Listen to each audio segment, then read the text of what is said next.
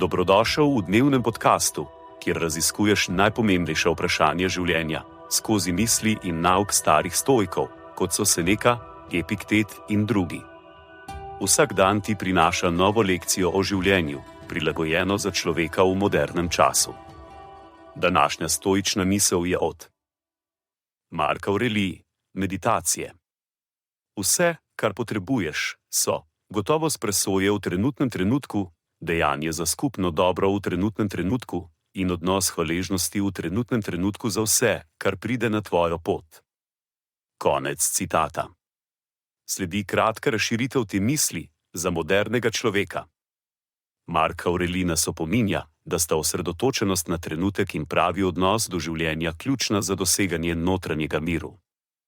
Na primer, ko se soočamo z zahtevnim projektom na delovnem mestu, namesto da razmišljamo o prihodnjih težavah ali preteklih napakah, bi morali sprejeti trenutno situacijo, sprejeti odgovorno odločitev in se osredotočiti na izpolnjevanje naloge za dobro celotne skupine. Poleg tega pa moramo biti hvaležni za vse izkušnje, ki jih pridobimo na tej poti.